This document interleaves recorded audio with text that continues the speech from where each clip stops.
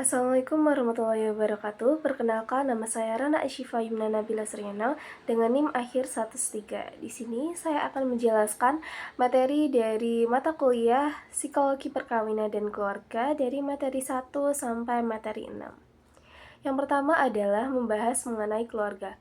Apa sih sebenarnya keluarga? Secara sederhana, keluarga adalah unit sosial terkecil dalam masyarakat yang terdiri dari individu-individu yang terikat oleh hubungan darah, perkawinan, atau adopsi. Sosiolog bernama George Peter Murdoch bilang, keluarga itu punya tempat tinggal bersama, kerjasama ekonomi, dan fungsi reproduksi. Dalam psikologi, keluarga dipandang sebagai sistem interaksi emosional, jadi setiap anggota saling mempengaruhi.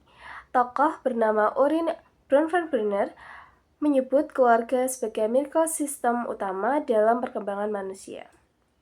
Penting juga membedakan antara keluarga dan rumah tangga. Keluarga itu soal ikatan darah, nilai, dan simbol makna. Sedangkan rumah tangga lebih ke satuan tempat tinggal dengan orientasi tugas termasuk membantu sekalipun. Bentuk keluarga ada beberapa macam. Ada keluarga inti atau core family dan keluarga besar atau extended family. Juga ada berdasarkan garis keturunan yaitu patrilineal dari ayah, matrilineal dari ibu, dan bilinial yaitu keduanya. Sementara pola tempat tinggalnya bisa patrilokal yaitu di dekat keluarga suami, matrilokal atau neolokal atau sendiri. Lalu, apa saja fungsi keluarga? Pertama, fungsi biologis yaitu untuk pemenuhan kebutuhan dasar dan reproduksi. Yang kedua, yaitu fungsi psikologis yaitu kasih sayang, rasa aman, dan dukungan emosional. Ketiga, yaitu fungsi sosialisasi, yaitu menanamkan nilai, norma, dan budaya. Keempat, fungsi pendidikan, yaitu pembentuk karakter dan kepribadian. Yang kelima, yaitu fungsi ekonomi, yaitu memenuhi kebutuhan hidup. Kemudian yang terakhir adalah fungsi sakinah, mawaddah, warahmah. Kemudian di dalam keluarga, setiap anggota punya peran. Ayah sebagai pemimpin, pelindung, dan pencari nafkah, ibu sebagai pengasuh utama dan pembentuk kelekatan emosional anak, dan anak sebagai penerus keluarga dan subjek pendidikan. Kemudian gaya pengasuhan orang tua ada 4, yaitu otoriter, demokratis atau autoritatif, kemudian permisif, dan uninvolved, yaitu tidak terlibat. Keluarga yang sehat ditandai dengan komunikasi terbuka, saling menghargai, dukungan emosional, serta terpenuhinya kebutuhan jasmani, rohani, dan spiritual. Sekarang kita bahas teori memilih pasangan. Ada teori homogami.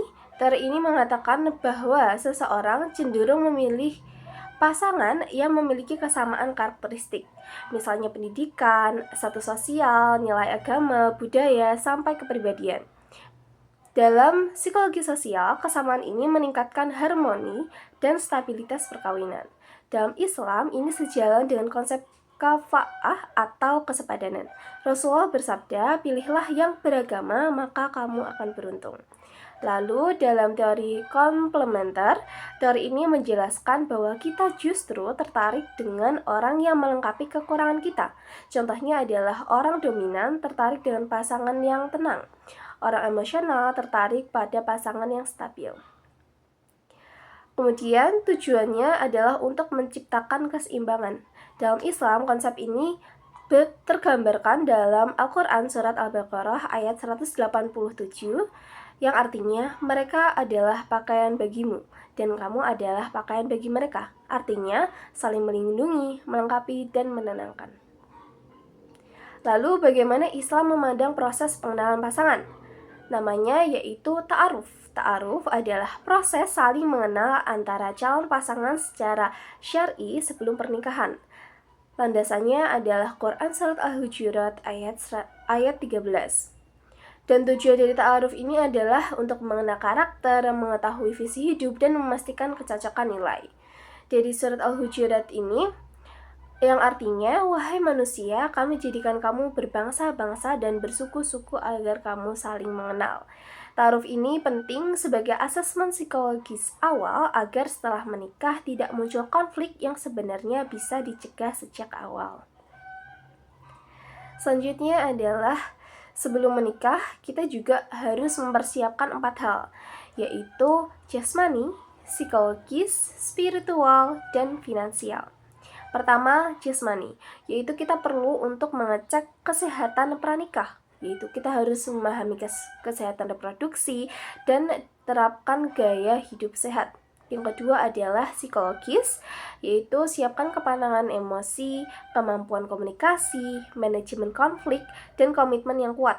Kemudian yang ketiga adalah spiritual, yaitu luruskan niat bahwa menikah adalah ibadah. Pahami hak dan kewajiban suami, istri dalam Islam. Jaga sholat, doa, dan akhlak mulia. Keempat adalah finansial. Pastikan punya sumber penghasilan yang stabil, punya perencanaan keuangan, dan hindari utang berlebihan. Dalam persiapan ini, rumah tangga tidak hanya bahagia secara duniawi, tapi juga penuh keberkahan. Yang selanjutnya adalah relasi marital. Relasi marital adalah hubungan emosional, sosial, dan spiritual antara suami dan istri. Dalam Islam, tujuannya jelas, yaitu untuk mewujudkan sakinah, ketenangan, mawaddah cinta, dan rahmah kasih sayang. Prinsip relasi dalam Islam yaitu musawah atau kesetaraan, keadilan, musyawarah, dan saling menghormati. Suami bertugas memberi nafkah lahir batin, pemimpin dengan bijak, melindungi istri, dan istri bertugas taat dalam kebaikan, menjaga kehormatan, dan mengelola rumah tangga. Tantangan modern seperti media sosial dan tekanan ekonomi bisa saja mengganggu relasi, tapi dengan komunikasi efektif dan penguatan agama, semua bisa diatasi. Selanjutnya adalah komunikasi dan qaulan ma'rufan. Komunikasi adalah fondasi di keluarga.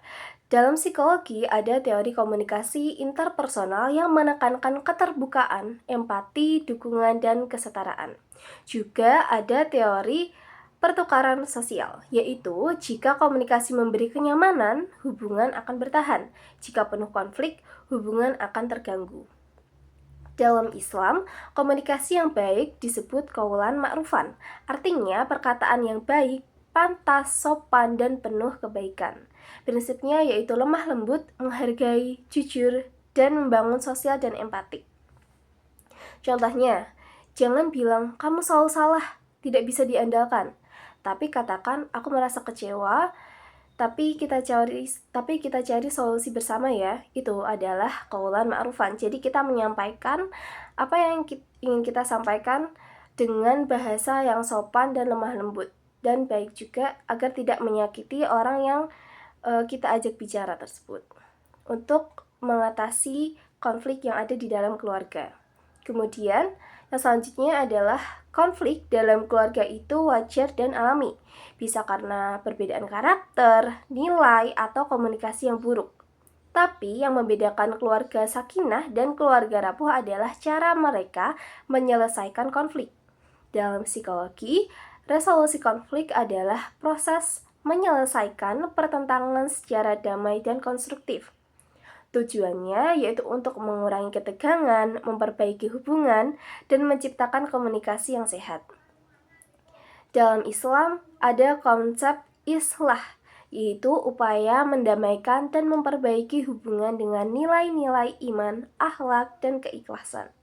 Allah berfirman dalam Quran surat An-Nisa ayat 35 yang artinya, dan jika kamu khawatirkan ada persengketaan antara keduanya, maka kirimlah seorang hakam dari keluarga laki-laki dan seorang hakam dari keluarga perempuan. Resolusi konflik adalah tekniknya, islah adalah nilai spiritualnya. Keduanya harus berjalan beriringan.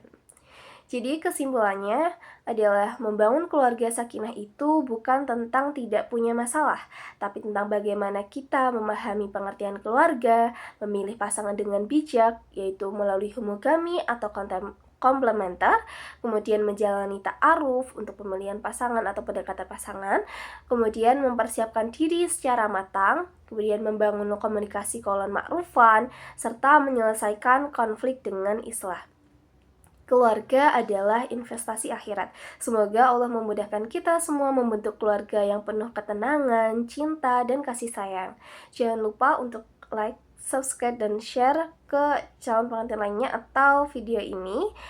Saya mohon maaf apabila ada perkataan yang kurang berkenan atau ada kesalahan pengucapan. Wassalamualaikum warahmatullahi wabarakatuh.